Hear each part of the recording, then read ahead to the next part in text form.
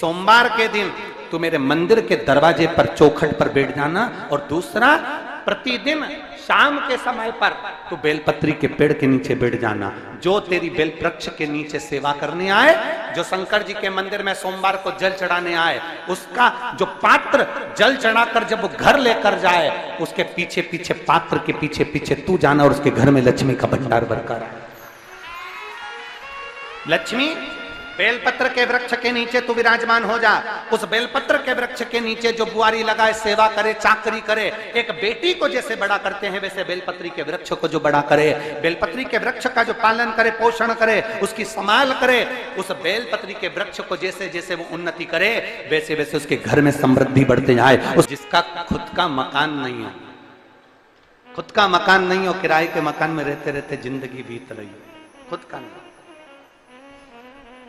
और बहुत दुख का जीवन चल रहा हो, बहुत कष्ट का जीवन, बहुत अपना खुद का कोई मकान नहीं, मान लो प्लाट है पर मकान बन नहीं रहा, या कोई प्रॉपर्टी अपनी नहीं बन रही, तो हम इस व्यासपीठ से कहना चाहेंगे कि एक प्रयोग अवश्य करिएगा, एक प्रयोग अवश्य। अपने आसपास के 5-6 बेलपत्र के वृक्ष देख लीजिए, अपने आसपास के नजदीक के 5-6 बेलपत्र के बड़े बड़े वृक्ष देख लो, या छोटे वृक्ष देख लो।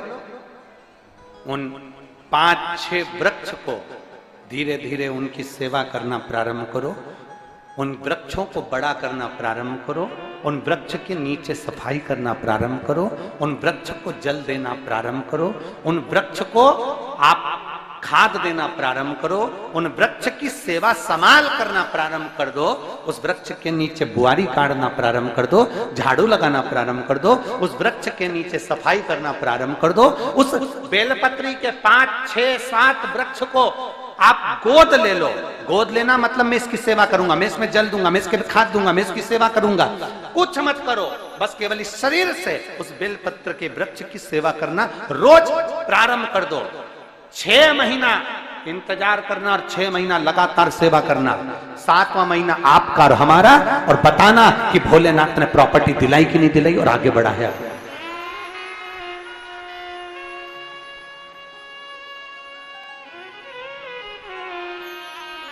एक बेलपत्र का वृक्ष जिसके नीचे माता लक्ष्मी विराजमान होती है, एक बेलपत्र के वृक्ष के नीचे लक्ष्मी रहती है।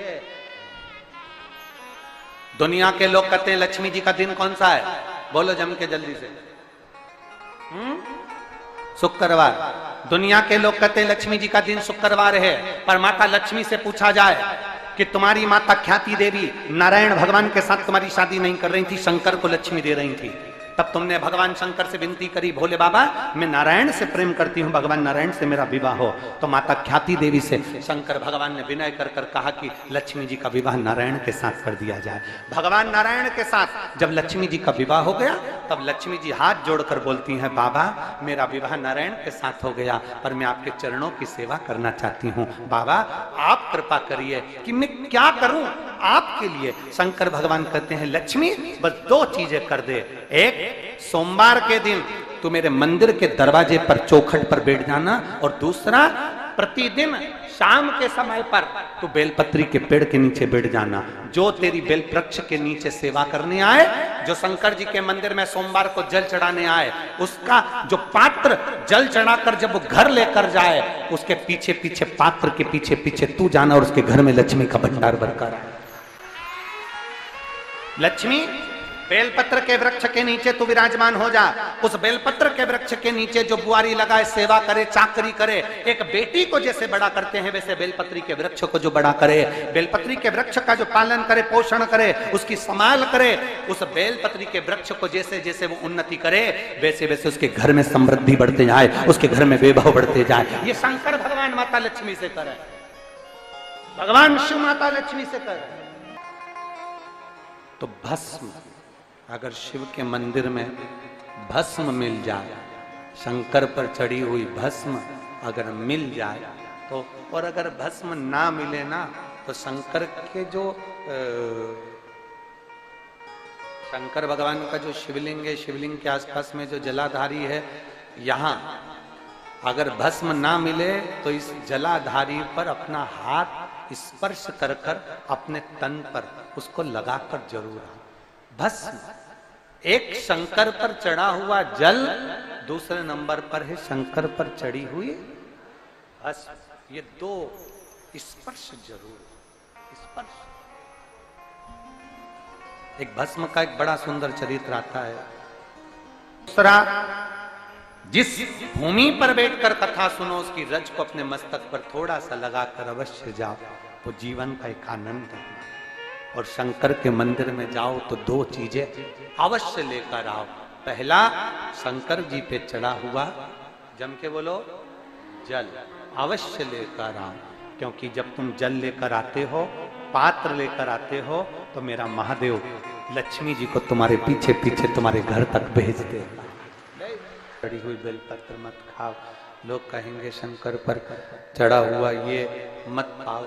हम इस व्यासपीठ से निवेदन करना चाहेंगे कि आप अगर दिल रखकर अपने बाबा से कहोगे ना, तो बाबा पर चढ़ा हुआ जो जल है ना, वो जल साधारण नहीं रहता। मेरा भोलेनाथ जब दुनिया को अमृत देता है तो तुमको भी अमृत दे देता है। दो चीजें कभी मत छोड़ो। अगर मंदिर में गए हो तो दो चीजें कभी मत छोड़ो। कथा में गए हो तो दो चीजें कभी मत छोड़ो। एक, कथा श्रवण करना। दूसरा, जहां कथा बैठकर सुनते हैं वहां की रज को अपने मस्तक पर लगाना। कथा सुनने के बाद आप यहां से जाओ, भले दरी बिछी है, आसन बिछा है, कारपेट बिछा है, उस पर अपना हाथ फेर कर उस रज को अपने मस्तक पर जरूर लगाओ। क्योंकि शिव पुराण में, भागवत पुराण में, स्कंद पुराण में, कुर्म पुराण में, नर्मदा पुराण में, लिंग पुराण में, नारद पुराण में, ब्रह्म वैवर्त पुराण में, जितनी भी पुराणे हैं, सब पुराणों में लिखा है कि जिस स्थान पर बैठकर हम भगवान की कथा को सुनते हैं, उनको याद करते हैं, जितनी देर हम उनको याद करते हैं उतनी देर वो परमात्मा उस स्थान पर बैठा हुआ रहता है। हाथ रखकर बोलना, शंकर भगवान से तुम्हारा रिश्ता कौन सा? शिव जी से आपका कौन सा रिश्ता?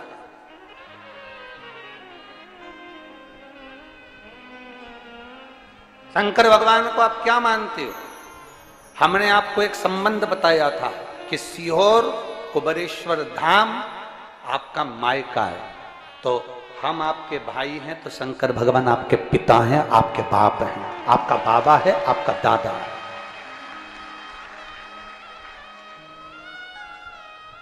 अब आपसे हम प्रश्न करें, उत्तर मेरी कुरुत की बहनें भी देंगी और मेरे जीजा उन भी देंगे और मेरी बेटियां और मेरे बेटे देंगे।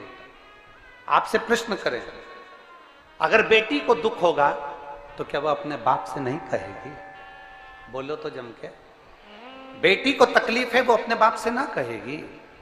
बेटे को तकलीफ है तो वो अपने पिता से, अपनी मां से नहीं कहेगा, मम्मी मुझे ये तकलीफ है, पापा मुझे ये दुख है, मां मुझे ये तकलीफ है, पिताजी मुझे ये कष्ट है। क्या वो अपने माँ बाप से नहीं कहेंगे? क्या वो अपने माँ बाप से विनय नहीं करेंगे? और माँ, पिता, फिर उसके करीब में, उसके नजदीक में जो भी होता है वो माँ बाप निकाल कर उसको दे देते हैं, माता पिता उसको दे देते हैं। माता लोग कहते हैं कि शंकर जी पे चढ़ा हुआ जल मत पियो, लोग कह देते हैं शंकर जी पे चढ़ी हुई बेलपत्र मत खाओ। कोई इस बहन से पूछे, सुनीता सोनी से, कि शंकर पर चढ़े हुए जल से उसकी गांठ जो डबल से उसके शरीर में आ गई थी वो समाप्त हो गई, तो जरा विश्वास करिएगा कि एक बेटी अपने माँ बाप से ही तो कहेगी, और बाप के पास में जो होगा वही तो अपनी बेटी को देगा दुख को मिटाने के लिए। तो मेरे शंकर भगवान के पास तो उसका चढ़ा हुआ जल है। दूसरा, जिस भूमि पर बैठकर कथा सुनो उसकी रज को अपने मस्तक पर थोड़ा सा लगाकर अवश्य जाओ, तो जीवन का एक आनंद है। और शंकर के मंदिर में जाओ तो दो चीजें अवश्य लेकर आओ। पहला, शंकर जी पे चढ़ा हुआ जम के बोलो, जल अवश्य लेकर आओ, क्योंकि जब तुम जल लेकर आते हो, पात्र लेकर आते हो, तो मेरा महादेव लक्ष्मी जी को तुम्हारे पीछे पीछे तुम्हारे घर तक भेज देगा। दो चीजें लेकर अवश्य आओ, और शिव पुराण में जाओ तो दो चीजें लेकर अवश्य जाओ। पहले नंबर पर शंकर की कथा और अपने अंदर विश्वास कि मेरे महादेव की मैंने कथा सुनी है, अब मैं भटकूंगी नहीं। सारी दुनिया में मैंने ठोकर खा ली, अब कहीं ठोकर नहीं खाऊंगी, अब तो दरवाजे पर महादेव के जाऊंगी, बाकी की कह। दूसरा, कथा में बैठी हूं बाबा के इस रज को, ये रज नहीं है, ये धूल नहीं है, ये मेरे बाबा के कैलाश 12 ज्योतिर्लिंग का चंदन है, इसको मस्तक चढ़ाऊंगे अपने हृदय से।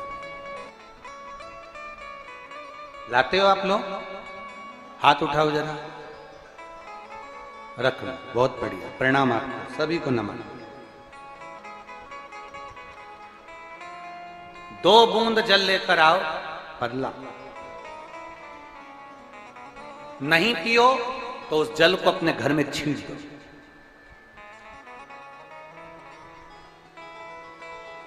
नहीं पी सकते, उस जल को छींट दो। सारे घर के लोग नहीं पी रहे, उस जल को मटके में डाल दो, हंडे में डाल दो। 2 बूंद जल हंडे में डाला, सब पी गई।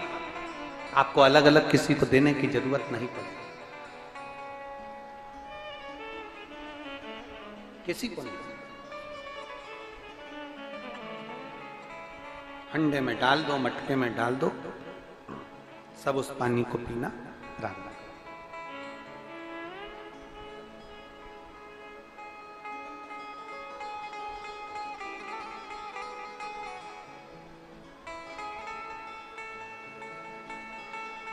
उस जल के महत्व को जो बच्चों का दर्द नहीं देख सकते, जब माता पिता अपने बच्चों का दर्द नहीं देख सकते, तो देव अधिदेव महादेव तुम्हारा दर्द कैसे देखेंगे? वो भी तो काटेंगे तुमको, वो भी तो कष्ट मिटाएंगे। 2 चीजें कथा में जाकर ले। एक, जहां जगह मिल जाए वहां बैठकर कथा सुनो। धूप लगे, पंडालों की इतनी व्यवस्था नहीं हो पाती है, पंडाल लगाने वाले, टेंट लगाने वाले टेंट लगा लगा के थक जाते हैं, तो अपने साथ एक छाता लेकर चलो। 2 पानी की जम के बोलो जरा, बोतल, बिछाने की दरी अपने साथ लेकर चलो। लोगों ने उमा महेश की कथा अपने जीवन में धारण करी कि नहीं करी वो हमको नहीं स्मरण है, पर एक बात का स्मरण करिएगा, ये जो कथा चल रही है ये गौरी शंकर चल रही है। इसके बाद में जो अमलेश्वर में कथा है वो कौन सी है? समर्पण शिव महापुराण कथा। उस समर्पण शिव महापुराण की कथा जब 2 तारीख को विराम हो जाएगी, तब उसके बाद में जो कथा 6 जून को प्रारंभ होगी सोलापुर महाराष्ट्र में, उस कथा का नाम रहेगा उमा महेश शिव महापुराण की कथा। उसको जरूर सुनो। सोलापुर में जो 6 जून से कथा होगी उसका नाम उमा महेश शिव महापुराण। उसको सुनना, श्रवण करना, उसको धारण करना है। उसमें इतने प्रश्न माता उमा ने भगवान महेश से करे हैं, और महेश भगवान शंकर उसका हर प्रश्न का उत्तर दे रहा है। भगवान महेश भगवान शंकर हर प्रश्न का। बाबा बोले माता उमा ने भगवान शिव जी से, महेश भगवान से, भगवान शंकर से करेंगे, बाबा भोलेनाथ जी बताओ, संसार में जन्म लेने वाले व्यक्ति के जीवन में उसके भाग्य में अगर सुख नहीं है, उसके भाग्य में खुशियां नहीं है, उसके भाग्य में कोई अच्छा है ही नहीं, तो वो जीव क्या करेगा? वो जीव क्या करेगा?